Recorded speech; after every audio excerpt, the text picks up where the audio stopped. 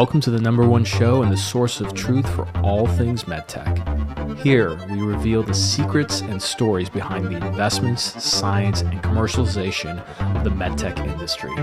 Every week, we'll take you on a wild ride with the biggest names in the game, from entrepreneurs and investors who are shaking up the market to healthcare providers who are revolutionizing the way we think and practice medicine. So hold on tight and get ready for a journey like no other. This is the state of MedTech.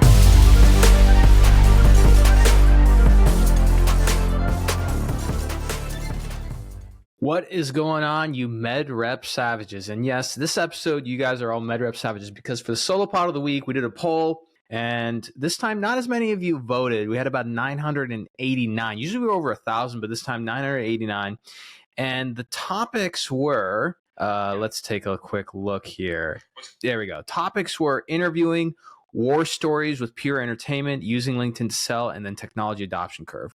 So coming in very last was the technology adoption curve. I'm very disappointed about that. I'm covering an episode about that, whether you like it or not. You need to learn about these topics.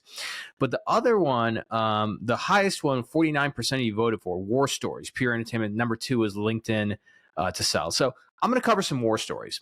This is going to be pure entertainment purposes only. Maybe edutainment, because I would like to pull some things from this so you guys can actually learn. But first, I had some of you guys submit some war stories of your own. Thank you very much, because, I figured, why not make this a team sport, right?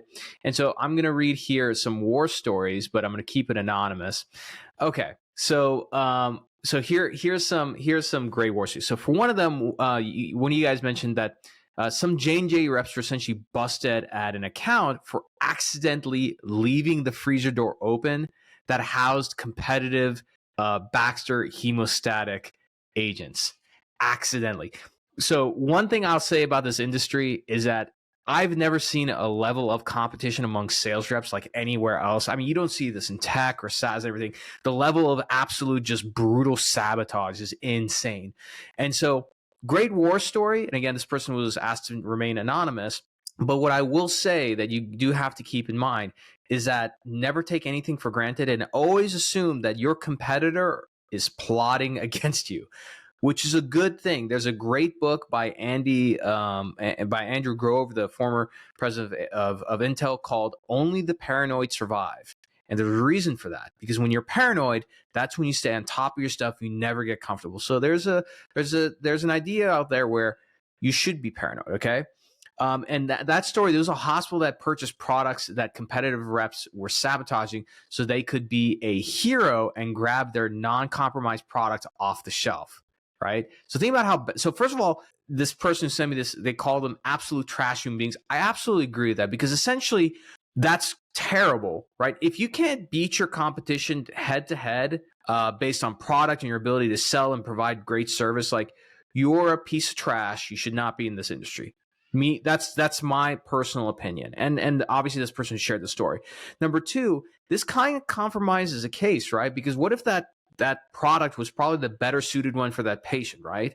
So technically this has an impact on patient care. So again, this is not the norm of our industry. These are edge cases, but again, war story. Okay. One more from the same person who really appreciate it. Their first month on the job, they were a marketing leader at a market leading manufacturer. Okay. So we'll leave it at that. Of a transcatheter heart valve. I don't think I have to go any further. So they had the chance to meet the CEO, and they were told, do not sit on his couch in his office. Essentially alluding to inappropriate conduct that was well known about. Okay. The person was shocked. Turns out a lot of the senior leadership team employed the same culture. It was pretty appalling, obviously. And this person calls this company the Harvey Weinstein of medical device. Their demise can't come soon enough. Wow. That's going to be, definitely a war story. Let's just put it this way. I don't subscribe to social justice, woke politics. However, when it comes to the mistreatment of people, mistreating women especially, I don't care if it compromises your job. If you see stuff like this happening, you better take action. Stand up for somebody, because sometimes people are afraid to lose their jobs And so you need to, in my opinion, be the bigger person, especially I'm speaking to the men out there. You see bad behavior, right? Then you need to do something about it, right? There was a time, and I subscribe to these times where physical altercations occurred so that these things do not happen. I'm not saying for you to do that, obviously, but what I would suggest is that, there's a lot of, in my personal anecdotal experiences, women out there who are new to the industry or been in this industry for a long time, and they just, look the other way and they don't know what to do. Be a good ally. Go talk to them. Just be like, hey, heard this happen. Heard this person made this comment. That's not right. We need to do something about it. And you have a responsibility, in my opinion, to meet these things head on, because if you don't, then you're sort of indirectly contributing to the continuation of this behavior, right? So that's all I'm going to say about that. All right, moving on. Next war story.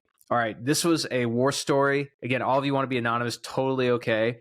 So there was a neurosurgeon who used to put a box on the ground for reps to stand on. Rep tried to speak up, shared that the screw being used was not long enough for the implant, and the doc just lost it, just went absolutely ballistic.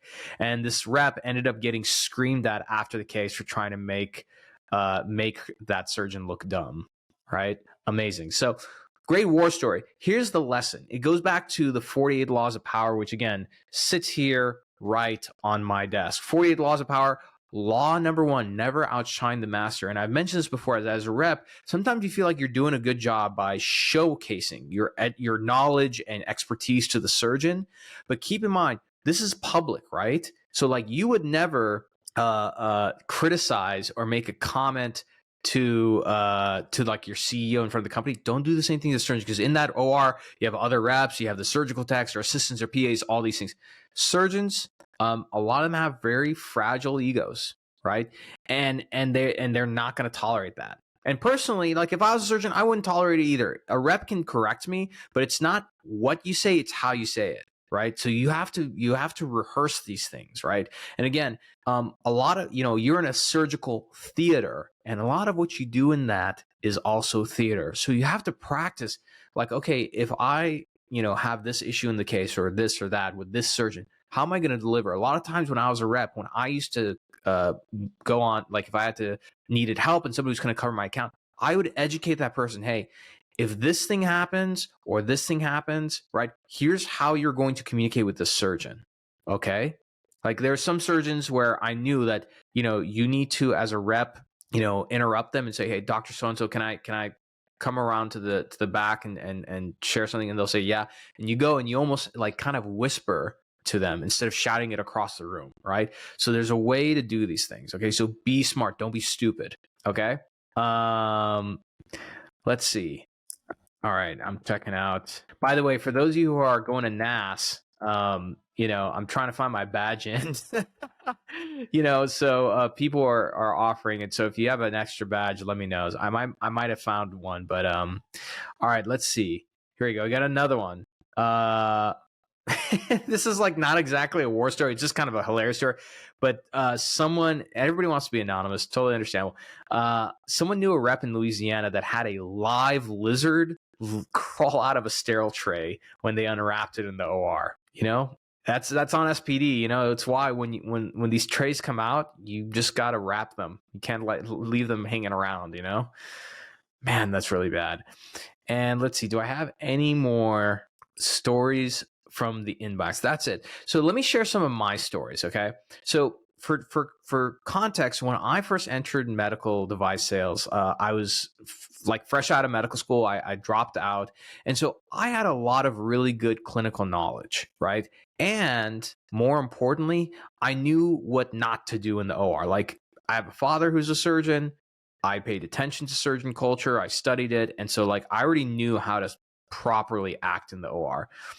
That being said, no matter who you are, even a former medical student with surgeons in their family, having wanted to be a surgeon, like I knew it, you still make mistakes.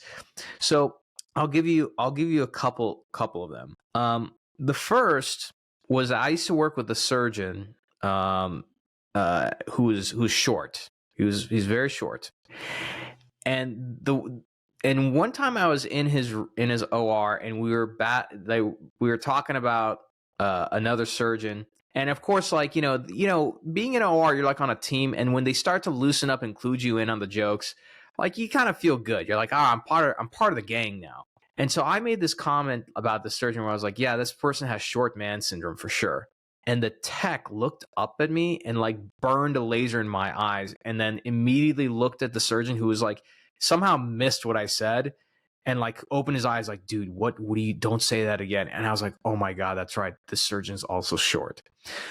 So point of that is always have awareness of your surroundings. Be aware. Like, the one thing I recommend, I've learned this the hard way professionally, is that just because everybody around you starts to loosen up and tell jokes and everything, does not mean that you should. I don't care if it's in the OR or you're at a restaurant or bar. Always be on point. This is also why, personally, nothing bad came of it, of course. But like in the past, when I go out to conferences or dinners, like I'd have a drink or two with a surgeon if they wanted one. These days, I don't drink. I don't drink in professional settings. It's rare.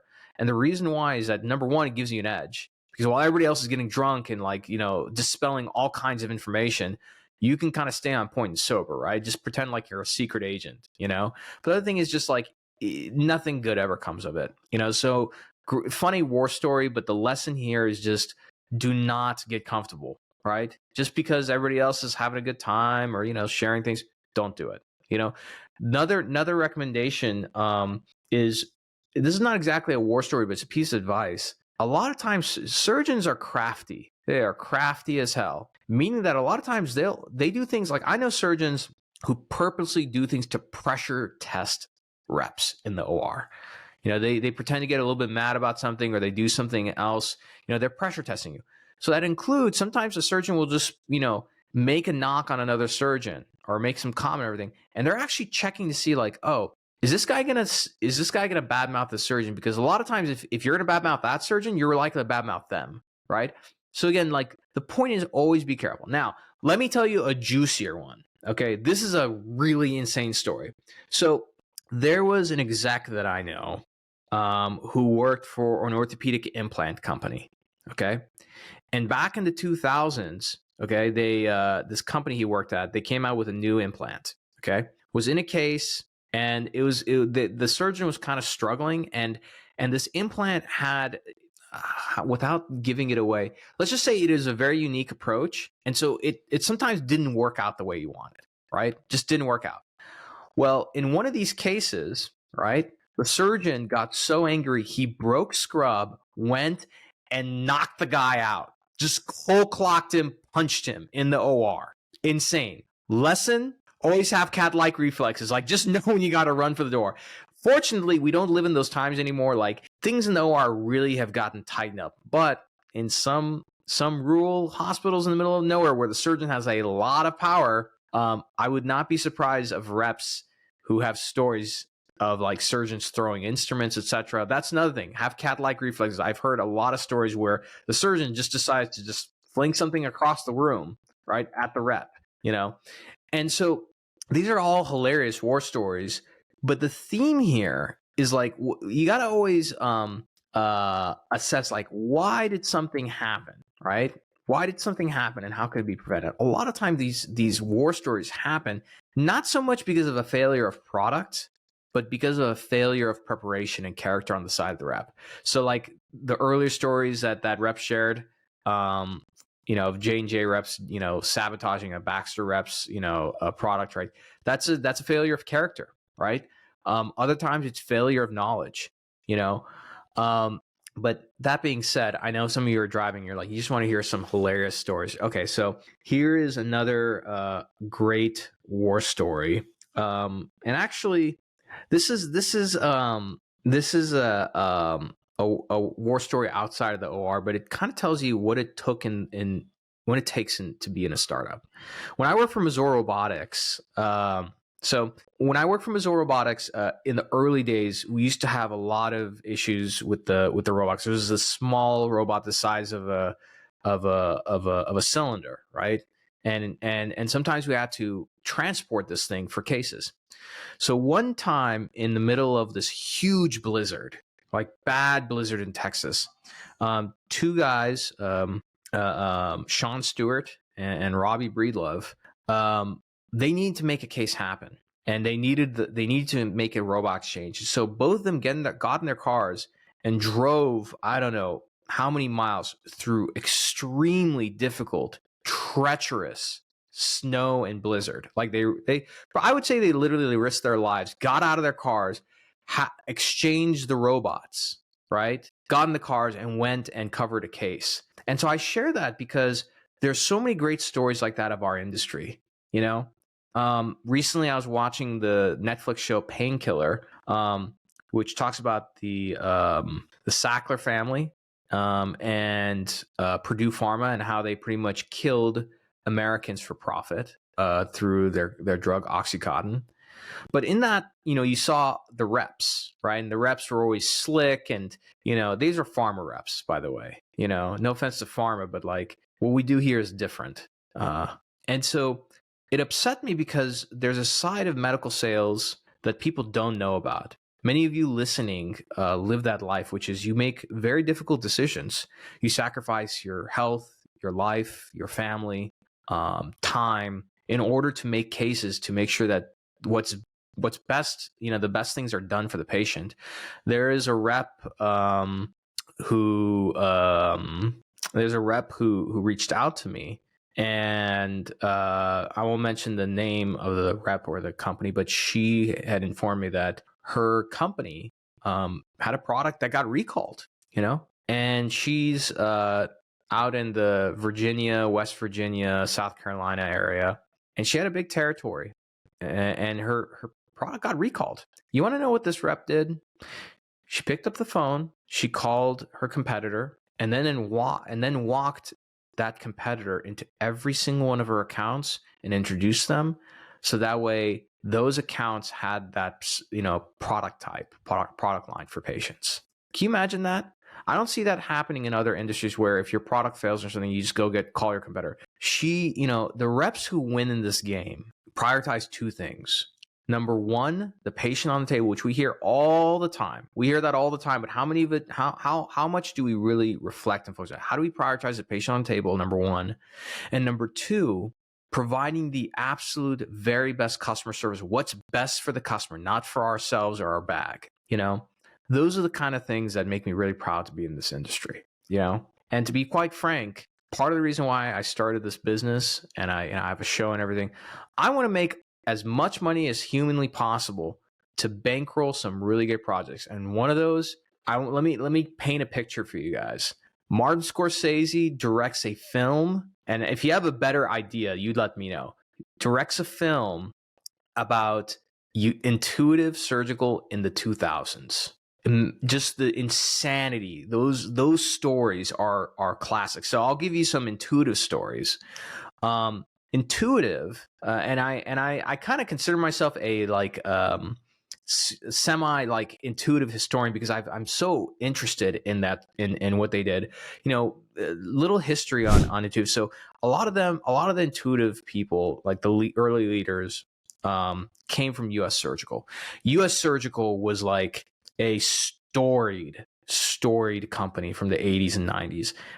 In U.S. Surgical, and if I'm wrong, somebody please comment and correct me. U.S. Surgical turned into Covidien, which eventually got acquired by Medtronic. But brutal culture, very aggressive sales, very aggressive customer service, just like whatever it takes.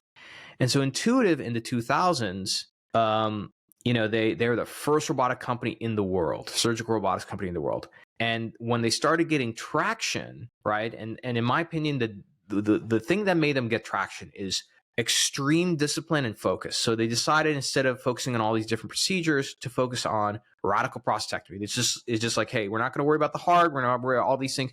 We're focusing on owning the living hell out of radical prostatectomy. Okay. So then when they started getting traction, and I think I want to say it's like 05, 06, 07. That's when he really started getting traction. People were making a lot of money. This is back in the day when you didn't have as much hospital consolidation, where Intuitive's playbook, one of them, was go and show the technology to the surgeons who had the vision. They got excited. And then if the surgeons did not get that robot at that hospital, Intuitive would just go to the competing hospital and say, hey, look, we know that these surgeons are interested in this robot. If you purchase this robot, they will probably bring 10, maybe 20% of the procedures over here. And then that, you essentially position and drive market demand through that competition. Again, that's one of the things that they did, many other things. Anyways, Intuitive had a barbaric culture. And I say that with a lot of respect. Barbaric in the sense that they did not mess around. And they very quickly made examples of people. So one story that I heard, who I don't want to, again, I'm not mentioning any names, at one of their national sales meetings, there was a rep who supposedly did really good, just crushed quota. One of the top performing reps, won an award, got a little bit too jovial, got a little bit too comfortable. Right? Remember the theme I told you earlier? Do not get too comfortable. So this rep, I think, partied a lot, supposedly jumped into a fountain. Next day, they fired him just to make an example out of him.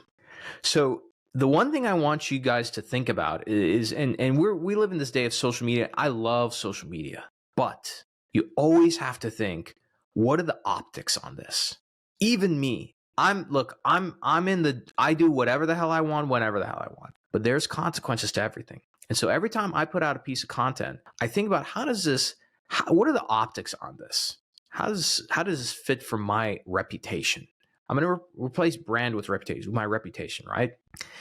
And so the more you start to think about that, the better off you'll be. Some of the people who I really respect a lot, I mean, somebody I'll give a shout out to is like, and a lot of the people who I worked with at Missouri, a good amount of them were like, so Sean Stewart, for example. Sean Stewart was really successful clinical sales rep, got promoted to area sales manager, crushed it, did very well. I don't think I remember a single day where Sean was being, having too many drinks or anything, even at our national sales meeting. The guy was always on point, right? And so if you're a young rep and you're trying to get promoted, you're trying to work your way up the ladder, you got to think about what the optics are at every single point. You know that meme with Snoop Dogg where Snoop Dogg's like, this mofo don't miss. He don't miss even in the heat of battle, right? That's the brand you want, right? And I think when it comes to these war stories, you can be a subject of one of these war stories one day. Like maybe not on my show, but you'll be a subject of a war story in a bar. Are you going to be the subject of a war story where people are like, wow, what an amazing rep. That's amazing, where they're going to learn something? Or they're going to laugh and be like, man, what a clown, right? What a clown. So, so I'll give you another fantastic war story. Many of us, the beauty about our industry that I love so much, is so, I'll be honest. I was sending a quick text message. One cool thing about living here in SoCal is like I get to, because of my show and everything, I get to meet up with really cool people. So I'm meeting up with a guy who's who is the publicist for some of the biggest names in Hollywood, including Kim Kardashian. We just happen to become friends, so I'm meeting him up. That'll be interesting. I might have him on my show actually. But anyways, we talk, the history of medicine and medical sales is super interesting. There's a lot of nuances, a lot of cultural colloquialisms. So one of those things is physician lounge. Physician lounge, it is such a holy place. The Mad Device rep had this one great meme where it shows like a knight, like a guy dressed up like a knight getting soda, and it shows like someone discovers you in the physician's lounge. Holy music stops. Like it's like that, right? Well, one time when I was covering an account, okay, and again, I think that when you approach things with a lot of self-awareness and humility, people take notice and reward you for it. So this surgeon, first of all, when I was covering the case, and again, war story, but I want to give you some points. When I covered this case, I made sure to talk to people before the case started, introduce myself. I made sure that I talked to the surgeon ahead of time about things. I really orchestrated things well, and I ran a tight ship. So people took notice. They're like, "Wow, this guy's like on point," And when I cover cases, and when I used to cover cases, I used to pretend as if it was a movie, and somebody was filming every moment I had, which includes like How did I stand? How did I talk about things? How do I handle the instruments? When you do all these micro movements and you do it like theater, people pay attention to that. If you do something simple very, very well, people pay attention. So at the end of the case, the surgeon looked up and said, Omar, thank you so much for helping us today. But just out of curiosity, do you have any feedback for me and the team? This is a surgeon. They're suturing. They're closing up the patient. It was I think a two level fusion.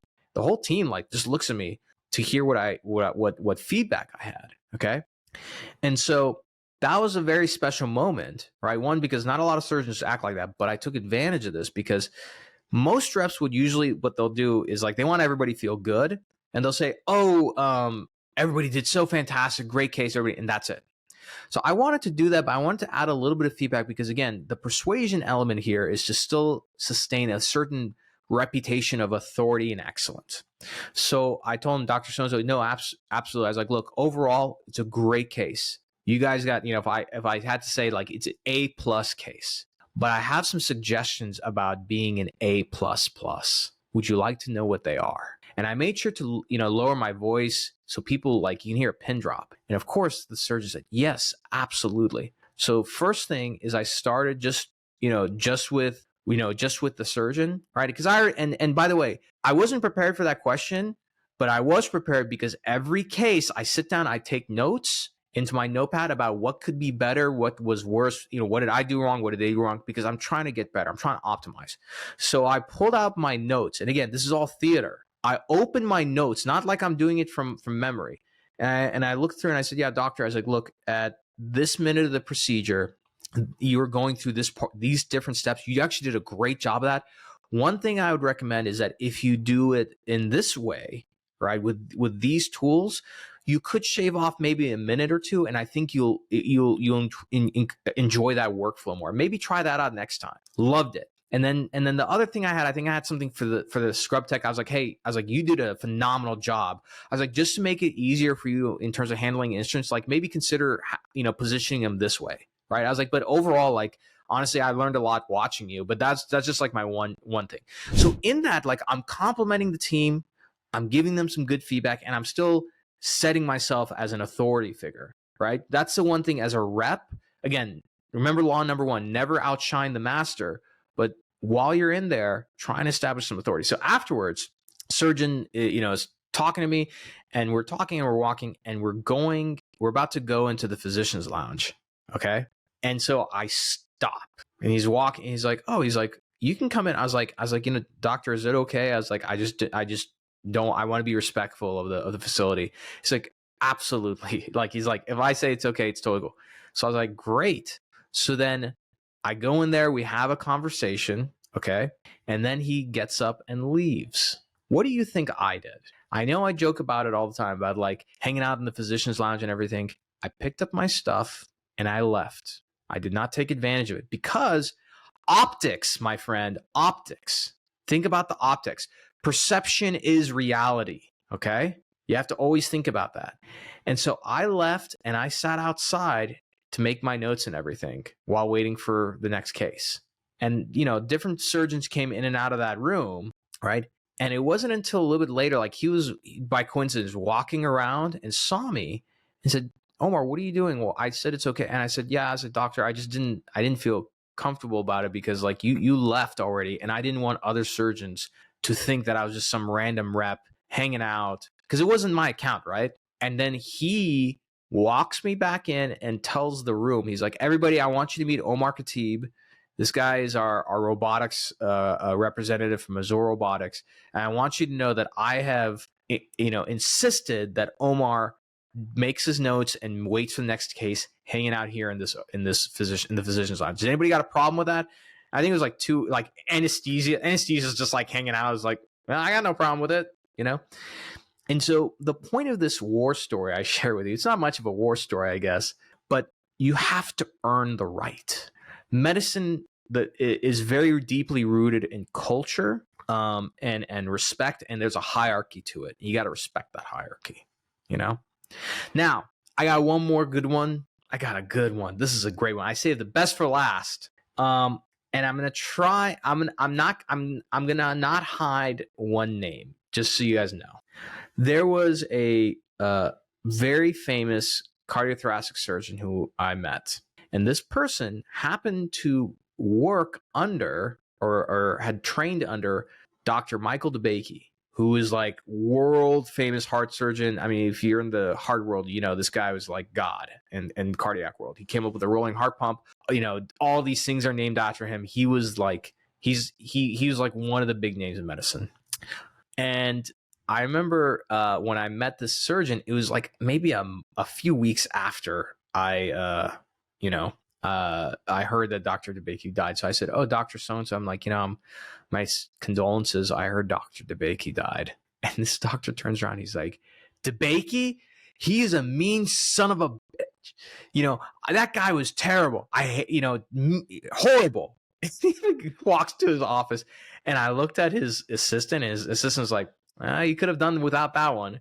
And of course, later, like, the surgeon was like, "Look, I'm sorry I had that reaction. Just like DeBakey was terrible." He like, and so one of the stories I heard was that DeBakey went to medical students. I don't know if he did this with Medros, but like would invite them to their home. And again, who knows how real this is? It's a great story though. And so if you're a med student or a rep or something and you get invited to his home for some dinner, you're like, "Oh my God, that's amazing. I can't wait to." And they would show up and they were handed a tuxedo and a tray because they were essentially working and serving guests.